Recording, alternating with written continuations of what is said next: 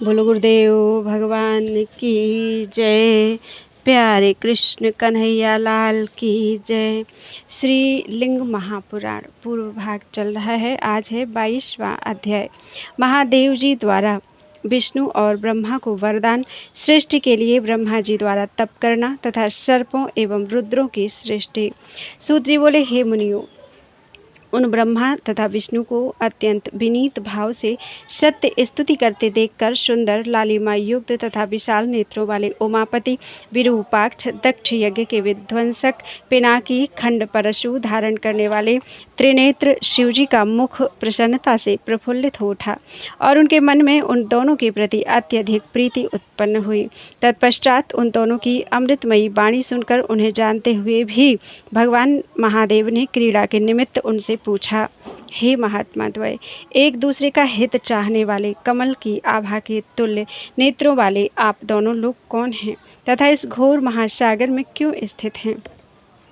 महादेव के ऐसा पूछने पर एक दूसरे की ओर देखकर महात्मा ब्रह्मा तथा विष्णु बोले, हे भगवान, हे विभो, हे रुद्र, हे महामाय, क्या आज आपको विदित नहीं है कि आपने ही अपनी इच्छा से हम दोनों को उत्पन्न किया है?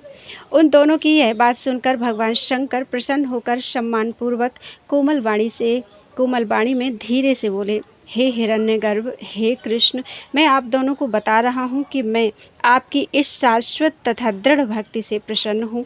आप दोनों लोगों के प्रति मेरे हृदय में अपार प्रेम है। मैं आज आप लोगों को श्रेष्ठ तथा मनोवांछित कौन सा वर प्रदान करूँ? तदनंतर महाभाग विष्णु ने रुद्र से यह वचन कहा, हे देव, मेरा यही सर्व अभीष्ट है कि यदि आप मुझ पर प्रसन्न हैं तो हे शंकर, मुझे अपने प्रति अचल भक्ति प्रदान कीजिए।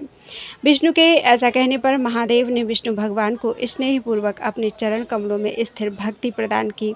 तत्पश्चात भगवान शंकर ने ब्रह्मा जी से कहा, हे कमलनयन, आप समस्त लोक के कर्ता हैं तथा आप ही अधिष्ठात्र देवता हैं, अतः हे वत्स, आपका कल्याण हो, मैं तो अब प्रस्थान करूंगा। ब्रह्मा जी से इस प्रकार कहकर भगवान शंकर ने अपने दोनों पवित्र हाथों से अनुग्रह पूर्वक ब्रह्मा जी का स्पर्श किया। पुनः उन परमेश्वर शंकर ने प्रसन्न मन से ब्रह्मा से स्वयं कहा, आप भी मेरे ही तुल्य हैं, इसमें संदेह नहीं है। हे वत्स, आप मेरे भक्त हैं, आपका कल्याण हो और आपको यथार्थ ज्ञान की प्राप्ति हो। हे सुब्रत, अब मैं प्रस्थान कर रहा हूँ। इस प्रकार कहकर समस्त देवताओं के वंदनीय गणों के रक्षक परमेश्वर भगवान महादेव अंतर्धान हो गए। भगवान गोविंद से ज्ञान प्राप्त करके पितामह ब्रह्मा ने प्रजाओं की सृष्टि की कामना से भीषण तप करना आरंभ कर दिया। इस प्रकार दीर्घ काल तक तपस्या करते हुए उनका जब कुछ भी सिद्ध नहीं हुआ तब उन्हें बड़ा दुख हुआ और उस दुख से वे बहुत क्रोधित हो उठे। कोप से युक्त उन ब्रह्मा के दोनों नेत्रों से आंसुओं की बूंदें गिरने लगी। तत्पश्चात उन अस्त्रबिंदु से वात पित्त कफ युक्त महान सत्व से संपन्न महाभाग्यशाली तथा महाविषधर सर्प उत्पन्न हुए। वे स्वस्तिक चिन्ह से विभूषित थे तथा उनके केश फैले हुए थे। उन सर्पों को पहले उत्पन्न हुआ देखकर ब्रह्मा जी को बड़ी आत्मग्लानि हुई। वे अपनी भर्त्सना करते हुए कहने लगे, अहो, मुझे धिक्कार है, मेरी तपस्या का मुझे यही फल प्राप्त हुआ कि आरंभ में ही मेरी लोक विनाशक सर्प रूप प्रजा उत्पन्न हुई। अत्यधिक क्रोध तथा अधीरता से युक्त होने के कारण ब्रह्मा जी को तीव्र मूर्छा उत्पन्न हुई और उस मूर्छा से आक्रांत पितामह ने अपने प्राण त्याग दिए। इसके पश्चात अप्रतिम वीर्य वाले उन ब्रह्मा के देह से दीन भाव से कारुण्य पूर्वक 11 रुद्र रोते हुए निकले। रुदन करने के कारण ही उनका नाम रुद्र पड़ा। जो रुद्र हैं वे ही प्राण रूप हैं तथा जो प्राण हैं वे उन्हीं रुद्र के आत्मा रूप हैं। सभी प्राणियों में स्थित उन रुद्रों को ही जीवों के प्राण रूप में जानना चाहिए। नीलोहित त्रिशूलधारी शिवजी ने अत्यंत उग्र स्वभाव वाले, महिमाशाली तथा उत्तम आचरण वाले उन ब्रह्मा को पुनः उनके प्राण प्रदान कर दिए। तत्पश्चात प्राण प्राप्त कर भगवान ब्रह्मा ने खड़े होकर देवाधिदेव उमापति को प्रणाम कर गायत्री के ध्यान से विश्वरूप परमात्मा शिव को वहां देखा। समस्त लोकों में व्याप्त रहने वाले महादेव को देखकर ब्रह्मा जी ने उनकी स्तुति की। तत्पश्चात उन्होंने आश्चर्यचकित होकर शिव जी को बार बार प्रणाम कर उनसे पूछा, हे विभो, सद्योजात आदि रूप में आपका प्रादुर्भाव क्यों हुआ?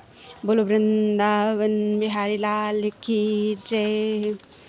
23वां अध्याय। विभिन्न कल्पों में होने वाले सद्योजात आदि शिवावतारों का वर्णन, विभिन्न लोकों की स्थिति तथा महारुद्र का विश्वरूपत्व।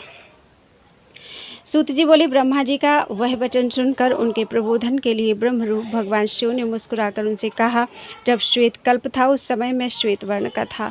मेरी श्वेत पगड़ी, श्वेत माला, श्वेत वस्त्र, श्वेत अस्थि, श्वेत रोम, श्वेत त्वचा तथा श्वेत ही मेरा रुधिर था। इसी कारण से वह कल्प श्वेत कल्प नाम से विख्यात हुआ। उस कल्प में मुझसे उत्पन्न ब्रह्म नाम से जानी जाने वाली देवेश्वरी गायत्री भी श्वेत अंगों वाली, श्वेत रक्त वाली तथा श्वेत वर्ण वाली थी। तदनंतर हे देवेश, आपने अपने उग्र तप से सद्योजातत्व को प्राप्त मुझ शिव को जाना। मेरा यह सद्योजात रूप गुह्य ब्रह्म के रूप में जाना जाता है। अतएव गुह्यत्व को प्राप्त मुझ सद्योजात शिव को जो द्विजाति गण जानेंगे वे मेरे सान्निध्य को प्राप्त होंगे, जहाँ से उनका पुनरागमन नहीं होता, अर्थात वे जन्म मरण के बंधन से मुक्त हो जाते हैं। पुनः जब मेरा नाम लोहित था तब मेरे द्वारा धारित लोहित वर्ण के कारण वह कल्प लोहित कल्प नाम से कहा गया है। उस कल्प में रक्त वर्ण के मांस तथा हड्डियों वाली, रक्त वर्ण का दूध प्रदान करने वाली, लाल आँखों वाली तथा लाल स्तन वाली धेनु रूप में गायत्री अधिष्ठित हुई। तदनंतर उस धेनु के लोहित तत्व उस कल्प में वर्ण के बदल जाने तथा योग की वामता के कारण मैं वामदेवत्व को प्राप्त हुआ, अर्थात मेरा नाम वामदेव पड़ गया। हे महासत्व, उस कल्प में भी नियत आत्मा वाले आपने अपने योग बल से लोहित वर्ण स्थित मुझ परमेश्वर को जाना और तभी से मैं पृथ्वी लोक में वामदेव नाम से प्रसिद्धि को प्राप्त हो गया। जो भी द्विजातिगण मेरे वामदेव स्वरूप को जानेंगे वे जन्म मरण के बंधन से मुक्ति प्राप्त करने वाले मेरे रुद्रलोक में निवास करेंगे। जब मैं युग क्रम से पीत वर्ण वाला हुआ तब मेरे वर्ण नाम पर उस कल्प का नाम पीत कल्प हुआ। मेरे द्वारा उत्पन्न तथा ब्रह्म नाम से जानी जाने वाली देवेश्वरी गायत्री का भी अंग पीला, रक्त पीला तथा वर्ण आदि सब पीला था। हे महासत्व, उस कल्प में भी योग परायण मन वाले उन द्विजातियों ने योग युक्त चित्त से मुझे जाना। हे कनकांडज, उस कल्प में तुमने भी मुझे पुनः तत्पुरुष रूप में जाना। उसी कारण से मेरा यह तत्पुरुष नाम हुआ। तपस्या से युक्त विशुद्ध मन वाले तथा ब्रह्म परायण जो लोग मुझ रुद्र तथा वेद माता रुद्राणी गायत्री को आराधना करेंगे वे पुनर्जन्म से मुक्ति दिलाने वाले रुद्रलोक को प्राप्त होंगे। पुनः जब मैंने भयानक कृष्ण वर्ण धारण किया तब मेरे वर्ण के नाम से वह कल्प कृष्ण कल्प कहा गया। हे ब्रह्मन, उस कल्प में भी तुमने काल सदृश काल रूप लोकों के लिए महाकाल तथा घोर पराक्रम वाले मुझ घोर को जाना। हे देवेश, उस कल्प में मुझसे उत्पन्न ब्रह्म संज्ञा वाली गायत्री भी कृष्ण अंगों वाली, कृष्ण रक्त वाली तथा कृष्ण रूप वाली थी। अतएव इस भूतल पर जो लोग घोरत्व को प्राप्त मुझ शिव को जान लेंगे, शाश्वत रूप वाला मैं उनके लिए सौम्य तथा शांत हो जाऊंगा। हे ब्रह्मन, पुनः जब मैं विश्व रूपत्व को प्राप्त हुआ उस समय भी आपने परम समाधि से मुझे जाना था। उस समय समस्त लोकों को धारण करने वाली गायत्री भी विश्व रूपा अर्थात अनेक वर्णों वाली थी। इस भूतल पर जो लोग विश्वत्व को प्राप्त मुझ परमात्मा को जान लेंगे उनके प्रति मैं सदा के लिए सौम्य तथा शांत हो जाऊंगा। इसी कारण यह कल्प विश्व रूप कल्प नाम से जाना गया और ये गायत्री विश्व रूपा नाम से कही गई। वे सर्वस्वरूपा थीं और ये सद्योजात आदि 4 कुमार मेरे पुत्र रूप में प्रकट हुए जिनकी लोक में विशेष प्रसिद्धि हुई। ये गायत्री शब्द और अर्थ रूप से मिथ्या अर्थात यज्ञ योग्य होंगी, सर्वभक्षा अर्थात पातक आदि विनाशिका होंगी। गायत्री के अर्थात सावित्री के सर्ववर्णा अर्थात सर्व शब्दात्मिका होने से चातुर्वर्ण व्यवस्था प्रजा में व्यवस्थित होगी। इसीलिए धर्म, अर्थ, काम तथा मोक्ष 4 प्रकार के ये पुरुषार्थ हैं और वेद भी 4 हैं। जीव समुदायों के भी जरायुज, अंडज, स्वेदज, उद्भिज ये 4 प्रकार के रूप हैं तथा आश्रम भी 4 हैं। दया, दान, तप, सत्य ये धर्म के 4 पाद हैं एवं मेरे पुत्र भी 4 हैं। इसीलिए यह चराचर जगत युग रूप 4 अवस्थाओं वाला है और यह चतुष्पादात्मक लोक भी भेदानुसार 4 रूपों में अवस्थित है। भूरलोक, भुवरलोक, स्वरलोक, महरलोक, जनलोक, तपलोक तथा सत्यलोक, इन सब के परे विष्णुलोक स्थित है। अष्टाक्षर रूप लोक अपने अपने स्थान पर अक्षरात्मक रूप में विद्यमान है। भूरलोक, भुवरलोक, स्वरलोक तथा महरलोक ही 4 पाद के रूप में अवस्थित हैं। इनमें भूरलोक पहला पाद है, भुवरलोक दूसरा पाद है, स्वरलोक तीसरा पाद है तथा महरलोक चौथा पाद है। 5वां जनलोक, 6ठा तपलोक तथा पुनर्जन्म की प्राप्ति ना करने वाले लोगों का सत्यलोक 7वां लोक कहा गया है। विष्णुलोक वह पद है जहाँ पहुंचकर जीव का पुनः आगमन नहीं होता। उससे भी आगे स्कंद लोक तथा उससे भी परे पार्वती लोक है, जो सर्वविध सिद्धियों से युक्त माना गया है। रुद्रलोक उससे परे विद्यमान है। वह पद योगियों के लिए अत्यंत शुभ कर कहा गया है।